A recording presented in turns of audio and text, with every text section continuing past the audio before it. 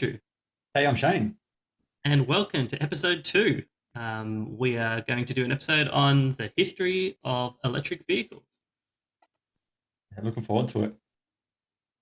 So, where should we start, Shane? Oh, how about we start with, I guess, sort of defining the weekend before we get onto the electric vehicle side of things. So, what do you mean by that?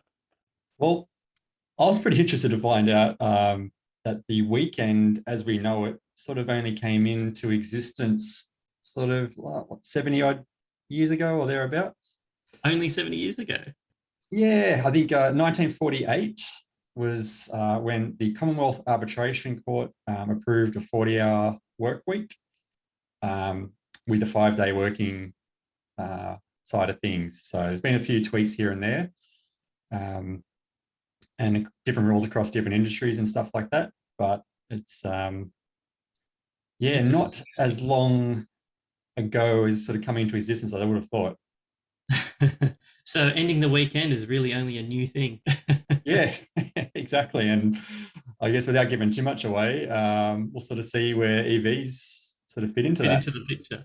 Well, I guess the next obvious question that comes is EVs run on electricity and that kind of stuff. So, Shane, when do you think electricity first came into people's houses? Oh, you know what? Without doing any research before this, I was sort of way off. um, I thought electricity sort of came in around 1850s or Yeah, yeah. thereabout to households, and I'm sure it was invented sort of well before then. But I think we've got a few stats here, don't we? Yeah, so in 1882, Edison formed a company called the Electric Illumination Company of New York. Though a lot of houses didn't have electricity originally, it was only till about 1925 did half of the US have electricity in their homes. So that's interesting that electricity it wasn't as commonly around as it is today. I think I Um, recall. I think so, mate. I think I recall reading something. There was 3% of households, I think, at the turn of the century in the 1900s around then. So yeah, it wasn't many people with electricity. power. Yeah, yeah, interesting, interesting. And then I guess electric cars, like it's funny because I've asked people this around the office at work, kind of ask, hey, when do you think the first electric car comes around? And I think the most common answer I got was, I don't know, the 90s, 92, 93. Yeah, And I'm always delighted to say you're probably about 100, 120, 130 years off. yeah, I would So have the picked first, 91. yeah, Um, yeah, the first electric car was actually in 1832. So a long, long time ago, we're talking over 100 years ago that we had electric cars. When we think about the electric motor as we have it today, Nikola Tesla was filing patents in the 1888 era, and he was filing multiple patents on how to basically create AC and electromagnetic motors that we know today that power our electric vehicles.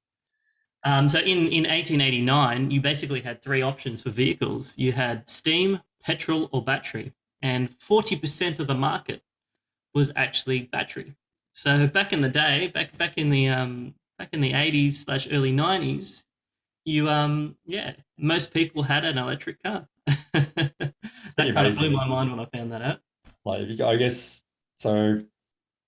1832, I guess, was one of the first ones. Yeah, We're in 2022. So in like roughly a decade, we're going to hit the 200 almost year 200 years of anniversary. electric vehicles. Yeah. Yeah, that's pretty cool. So I've been around for a while, around for a while. And I think the first electric car to go over 100 k's an hour was in 1899. And that was the Jamais Compter, translating to never satisfied. I love that pronunciation. Well done. And I thought it was interesting because basically, what was the change? What was the big thing that made people switch over to petrol? So I think the obvious answer. Well, I'll ask you, Shane. Who do you think was the or the reason why we switched over to petrol? Oh, look, I guess probably Mr. Ford Yeah, it with his, getting all the production sorted out for was it the Model T? was the Model 2. That's right. Yeah. Yeah. And it was about So 19, I think it was 1920s. I'm trying to find out my notes here.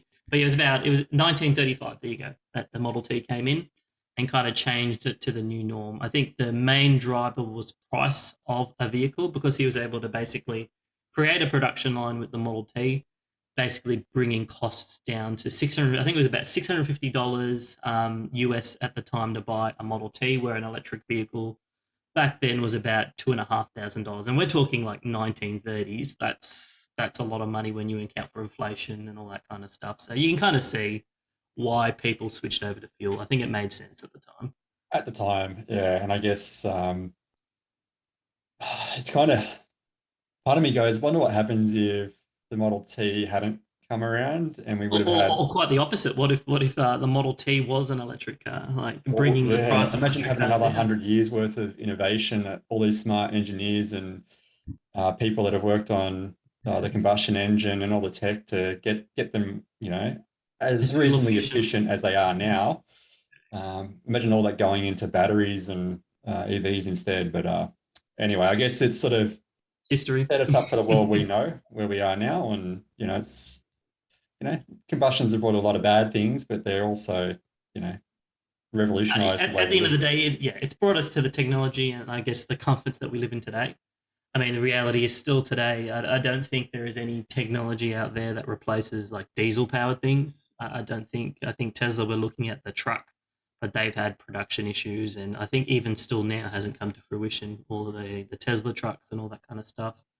At the end of the day, when you need to move big things around, I don't think there's a direct replacement yet. That's not to say it can't be done, but I think a little bit more innovation is needed in that space to bring it to the new norm. And we'll get there. Yeah.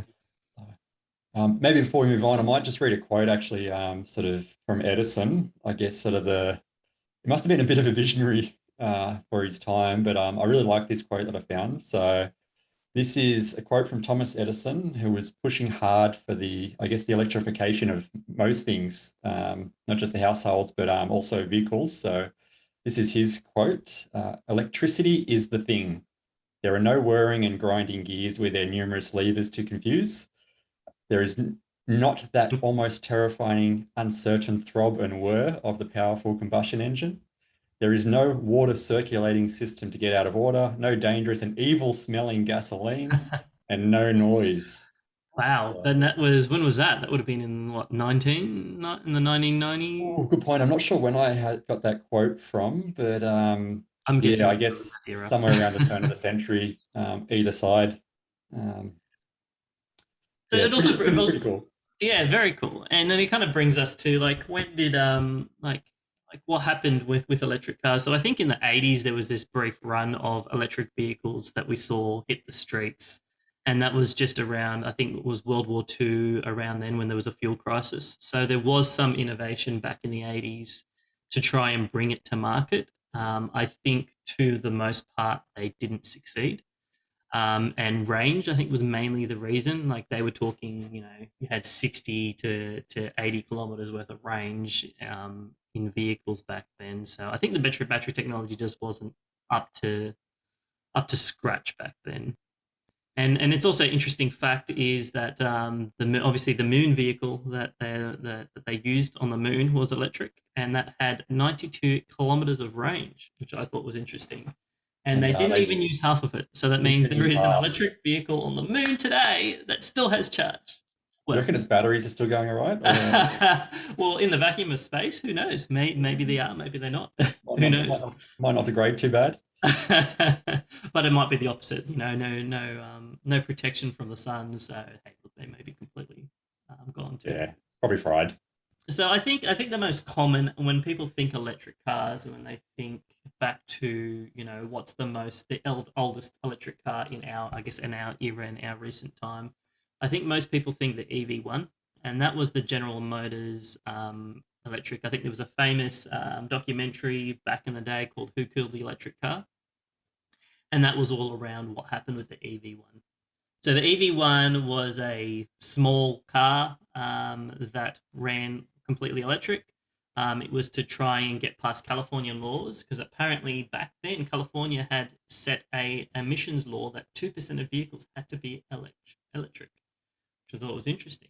I So think especially these days, I think they're still seen as pretty progressive, California, and obviously Tesla have a lot of origins around there. So this is what 30 odd years ago, Yeah. and they were still sort of they were already back then sort of on that train of trying to set, I guess, standards and things for government or for the state and the manufacturers to target and achieve. And the interesting thing is that General Motors never sold those cars; they were only leased. So that led to the controversy when they started to pull them all back and basically take them off all the owners. Is the reason they could do that is because they were leased. No one ever bought an EV1. I know people tried to hide it. If you've watched the documentary, I watched it years ago. I haven't watched it recently, but I remember like people trying to hide their cars and color them from GM just so they could keep driving them. But I think there's only like one or two that are still in existence today, but they've been all disabled. I think there's one in the California Museum somewhere in a car museum there, and I think there's one in England as well where they've just kept them up for historical purposes, which is pretty cool. I think I think the main yeah. What do you reckon the main driver was for them taking those cars back? I think probably a bit of conspiracy theories. I think it was lack of drive, pardon the pun, big business, worried about it eating into their traditional market share, and it was probably a token effort to meet the Laws mandates at the that time. California had set. And you know what? You're absolutely right. I mean, that's at the end of the day. When it came to the day, I mean, GM's official statement is that they were just losing money on these cars. That they were the production costs and the upkeep and the R&D that went into these cars just got too great. And I think I can't remember, but I think some of those laws were repealed back in the late '90s. So they just didn't see the point. I mean, at the Yeah, end of the day, GM is there to make money. They're not a charity. So unfortunately, that kind of led to the death of the EV1. I think that's the documentary mentioned. I think there's a few photos that sort of have them all sort of crushed Crushed. and Yeah. yeah. It really is a pity. Well, I mean, that's I guess that's for me. That's the bit that I go. Well, if it cost you money, why didn't you just let people keep those cars? I mean, you could say, okay, we're not making parts for it anymore, and you're on your own. And I'm sure that would have spawned a whole community around people, making their own parts for these cars, especially with 3D printing and everything that's around today. But they chose to crush them. And I think that's where the conspiracy theory part of me comes out when it agrees with you and goes, well, did they, or was this technology a little too good to be true? Yeah, you wonder though, they would have spent so much on R&D and stuff to get to them to their point, because I think Yeah. they were quite serviceable. Like they did a pretty good job. The range was all right for running around town and things like that. Had the same sort of challenges with charging stations, but they had a few good features and things on them. Yeah, a very cool car. A very cool car. I remember back in the day going, hey, yeah, when that documentary came out, well, why did they kill it? I mean, it's looked awesome. I mean, it's a typical '90s car, if you ask me, with all your retro dials and all your buttons and your clicking everywhere. I thought I really like that. Yeah, maybe we said we find it either a link to it, or I think there was another one that might be a partial coverage of the story on YouTube that was pretty good around Yeah. the EV. Maybe So we'll share that in the show notes, and if you're interested, go ahead and watch the video yourself. Which kind of leads us to, I guess, modern times, and I guess when Tesla started really coming into the market. So I know everybody likes to say that Elon Musk is Tesla, but the reality is he wasn't. It was two guys that started off originally, and Elon Musk came later on to help the development of the Roadster. So it was the 2008 Roadster was the first electric car that kind of came in that kind of shook up the market, and it was based on a Lotus Elise was the chassis, but it was a heavily modified chassis. So it was almost to the point where the amount of parts shared with a Toyota Elise, sorry, a Lotus Elise, um, was minimal. I remember reading something somewhere that they shared very little parts in the end after they did all their development. So that was 2008, and I think they were the first lithium ion powered battery cars. So that kind of really led the way for the revolution um, for Tesla. and I guess Tesla can be a bit of a polarizing company on the forums and online and things like that. But I think I credit think there's where definitely a credit's cult following when it comes to Tesla, that's for sure. yeah. They've become companies similar to Apple and those that just get, their fanboys and girls that just love them to death and defend them through thick and thin and whatnot. And maybe to the point where it's sort of detrimental to the company because, everyone's got room to improve and, no, Tesla in the same boat. But I think credit where credit's due, they've really sort of forced the hand of EVs. And the industry, Um, the entire industry, like he literally shook up the industry. I believe as well. I'd have to go check the notes. Maybe I'll put it in the show notes afterwards. But I believe even that when Tesla Motors patented their skateboard design, where you've got your electric motors on the ends and your battery at the bottom, including all the bits and pieces that go, I think they released that patent for free. So that meant that it would really shake up the industry. They weren't trying to make money on that patent. They were pretty much like anybody who has access to the patent can use this. And I think that's also part of the reason why it's shook up the industry so much, right? Like, yeah, we have increasing emissions in Europe that they get more and more and more harsh. But I think that just the fact that that was released to the public for people to use, I think it's really been part of the drive to maybe these not so big companies coming out of nowhere and becoming a Tesla-esque with their releases. Yeah, yeah, that's and there's a few starting to come out of the woodworks as well, yeah, at a stealth mode and things like that. So yeah, I know it's hard breaking into the new car market, but particularly out of the likes of China and stuff, and there's going to be a lot to watch there over the absolutely. coming years.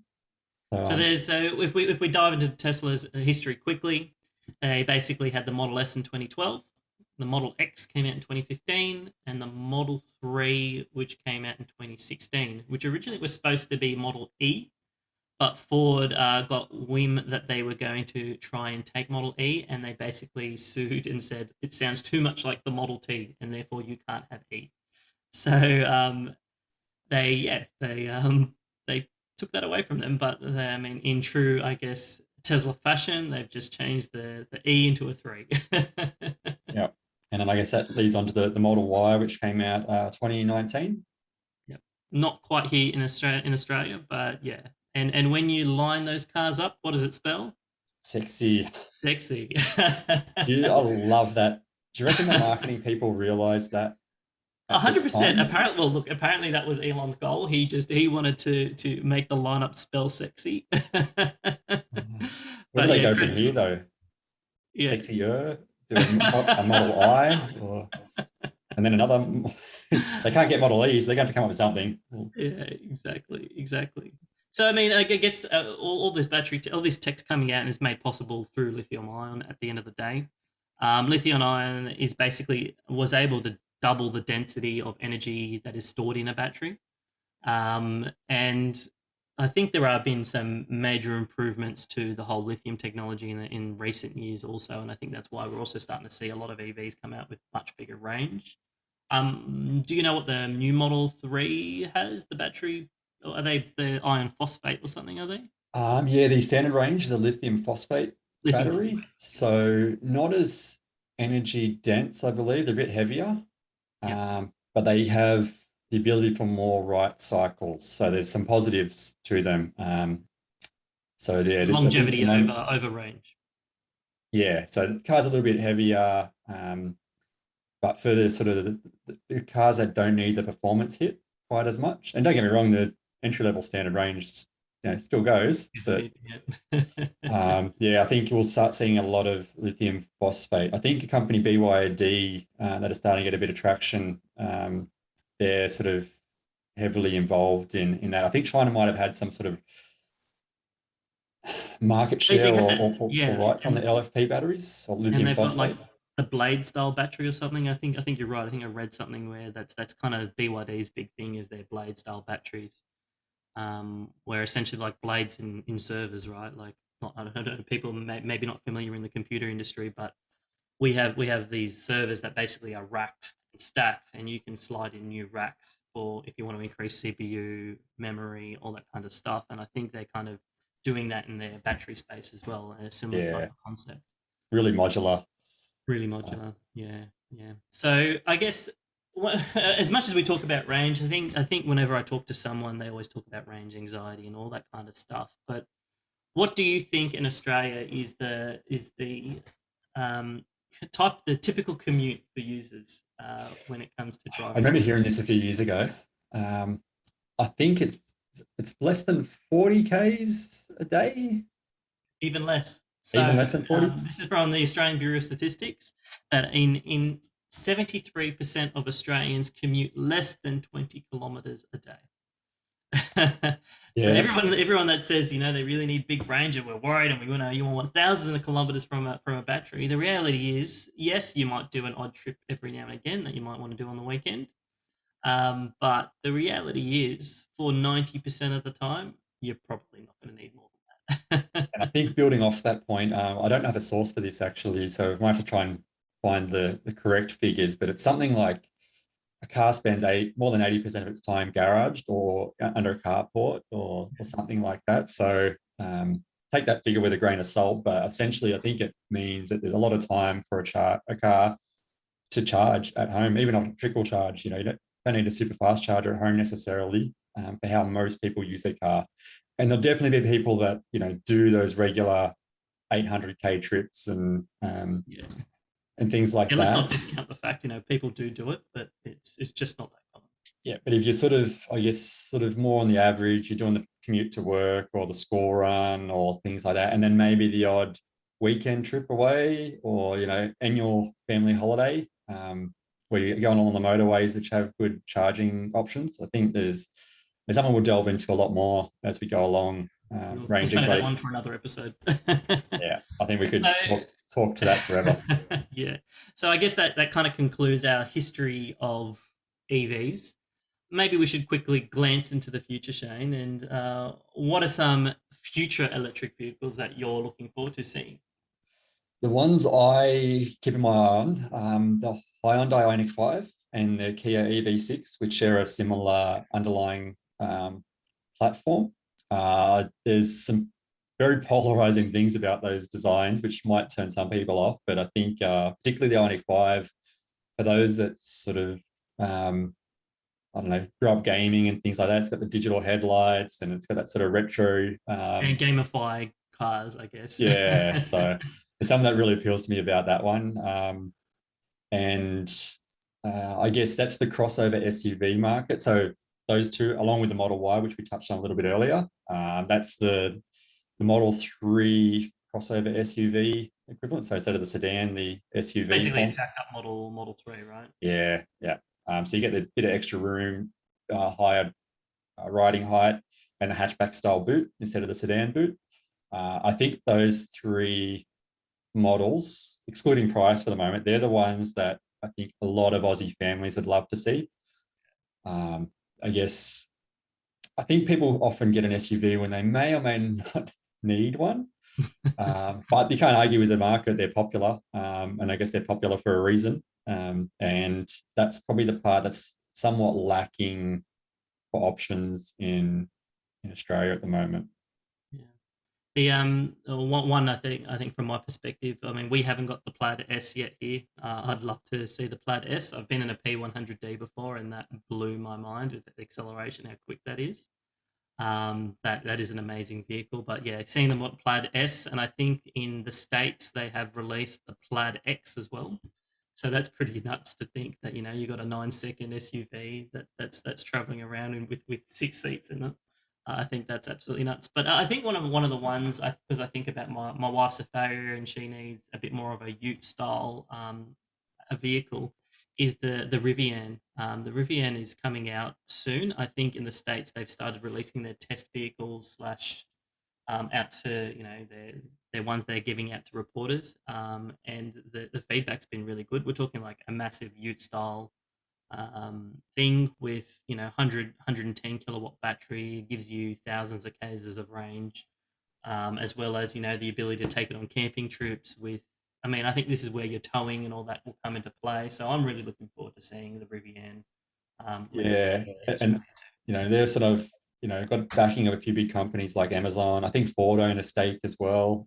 So they've got some backing behind them, and yeah, I think that's a car that'll really be able to end the weekend well. Yeah, absolutely. You Absolutely. know, take it camping, power traders use it to power tools on site, all sorts of stuff. So I think that's probably something that worldwide is lacking a little bit, and Rivian now starting to get there. The Cybertruck will land in the States probably in the next 2 years, thereabouts. Well, they always like to overestimate on their time for Elon right. I might do mean, we're that. still waiting for the Roadster, right? I think the Roadster was supposed to come out either end of last year or this year. We'll see if that actually comes out, because that Roadster is going to be another amazing vehicle that I'd really love to get my hands on. But yeah, I guess those cars we sort of mentioned probably sort of still on the luxury premium end, or will be for a while, but probably the ones that I'm also interested in keeping an eye on, the MG and the new BYD BYD, not bring your own equivalent. device. Not BYD, yeah, in work mode.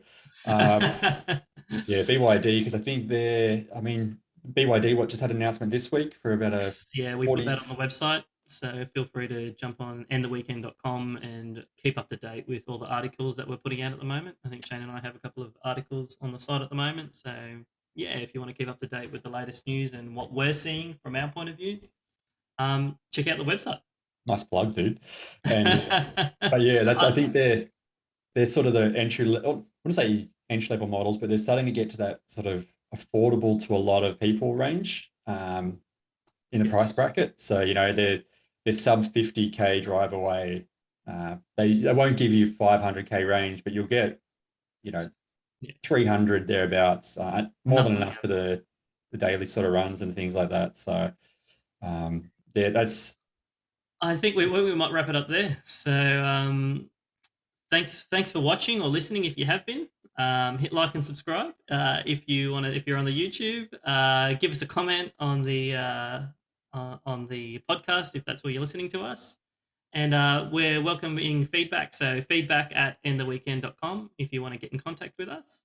But that's all we have time for now. So I'm Andrew, I'm Shane. and we'll catch you next time. Have fun See ending the weekend. you.